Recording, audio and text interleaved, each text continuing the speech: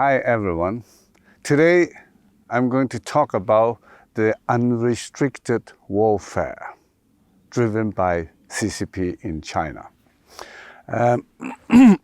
One of the major part of this unrestricted warfare is the information warfare. So I'm going to tell you how they fight the information warfare. You see, as I mentioned in my previous episode, the ultimate goal of the Chinese Communist Party is to be the boss of the world. Well, they call it New World Order. Now, how to create this New World Order where China is the, so to say, the superpower under the control of CCP, conquering the world, everything should work in the world according to their wish. Now, to do that, you need sympathy from people in the world. So they look at the world in three main categories, of people. First category, Chinese people, okay? And that includes both Chinese in China and Chinese outside China. The second category are the people in the developing country. And the third category are people in the developed and usually democratic country, like North America and Europe and Japan. So today I focus on the information warfare. So what do they do with the Chinese people to make sure that the Chinese people, or at least the absolute majority of the Chinese people, join their unrestricted warfare? Then all these Chinese people must believe that what the Chinese Communist Party doing is something of a righteous cause. Yeah? So their tactic, their method is to sow hatred in the Chinese people against most country in the democratic world, in the free world. America, European country, Japan. And how they do it? They don't want to do it officially, because officially they want, at least in the past 30 years or so, they want to keep a friendly relationship. Otherwise they cannot get access to the capital, the technology, and possibility to send students for higher education and so on. So they only do it in a subtle way. Officially, openly in the world, they talk about friendship with the Western free world. But in reality, if you look at inside the brain of many Chinese people, particularly younger people, how the brainwashing works.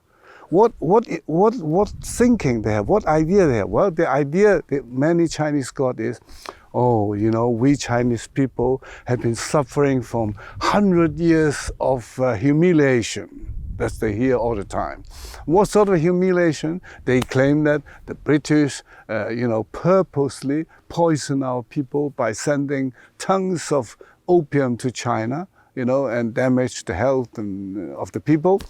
And the European and the Japanese, and Russian and all this, they even have a joint army and invaded China and killed many people and so on.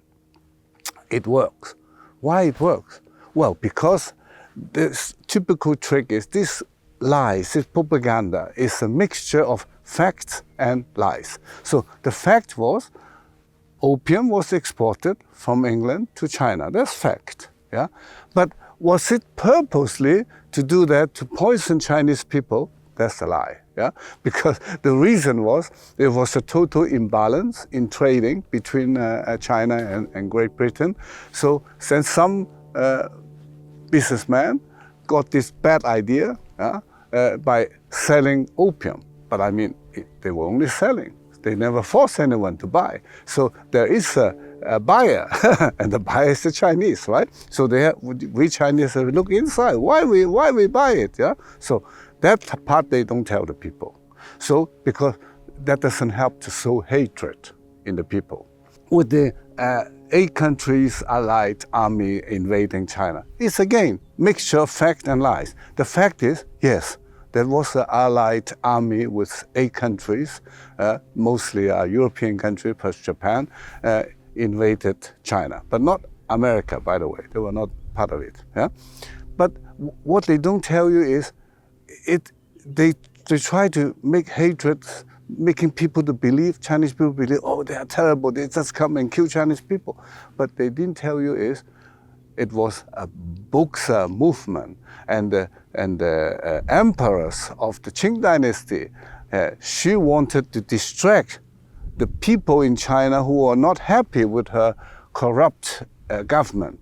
So by blaming everything on foreigners. And the Boxer movement was an anti-foreigner movement. So she supported this movement. And so the whole thing ended up with even the German ambassador was killed, yeah, by this Boxer. So that they don't want to tell the Chinese people. They only want the Chinese people to believe they are terrible. You know, this European and the Japanese, they were terrible. They just come and kill our people.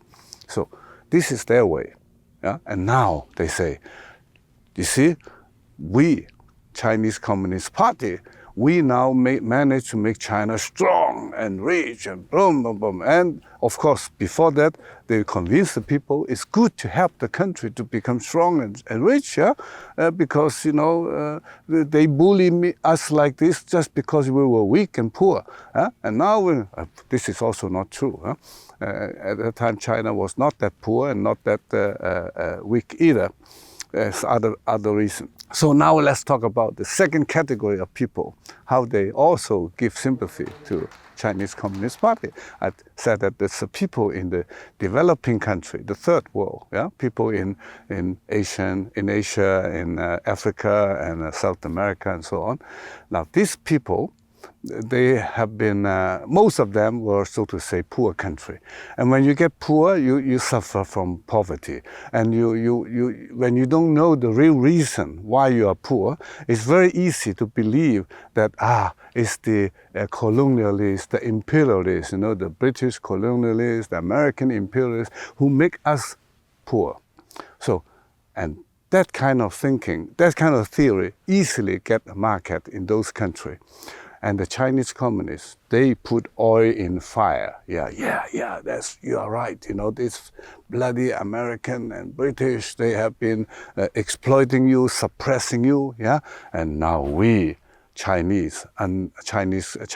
under the leadership of Chinese Communist Party, are going to help you to become strong. And we are, you know, through the socialism of Chinese characteristics, we are now strong. You know, we are big, we are rich. So, that sounds plausible. So they also gains quite a lot of sympathy. I've been traveling a lot to this country, and when they saw me, I'm a Chinese, they thought I'm from Russia, they said, China is good, you know, you are the only guy who can say no to America. Okay, now the most important part, the third category, people in the free world, yeah, in North America and Europe and Japan. Yeah, how come quite a few people also sympathize China under communist rule? According to this Pew Research Center in Europe, in average, about 40% of the European people saying that that China is great. China is, you know, they believe in two things. Those people who got poisoned by the Chinese propaganda. One is, you know, they build a guilty feeling in these people. You know, your ancestor, your grandparent, you know, they were humiliating Chinese people. You know, they do all these bad things like I mentioned with opium and with invading army and so on. Yeah? So build a kind of, you feel guilty to the Chinese. So when you feel guilty, you become more sympathetic. You are more ready to support them. Another thing that they have made people to move to their side is that's what Xi Jinping called the East is rising, the West is declining. What they want you to believe as a German, as a European, as an American is, you know, This is history, you know. America has been, you know, the leader of the world, but this is now gone. You know, now we are in a new phase. America and Western Europe and Japan, you are declining, and China is rising. Yeah. Again, it looked like partly true, but it's not really true. Because why I say it looked like true, because in the last 20 years, Chinese economy did went up, but they never tell you that was because to a big part, because of the help from the West, yeah, and Japan too, giving them capital, investing, and technology, and so on. That they never mention that. They say this, we Chinese have invented everything, and under the leadership of the party. So again, you know, they want you to believe that, you know, you don't try to go against the powerful development of history. You know, it is like just a fact. China is going to take over the leadership of the world and not America. So stand on the right side and join the bandwagon. You know, join the victors, yeah, and not join the loser. That's what they want you to believe. And then when you believe it, then they again win a battle in the unrestricted warfare. So much for today. Next time we will talk about more the unrestricted warfare. Bye-bye.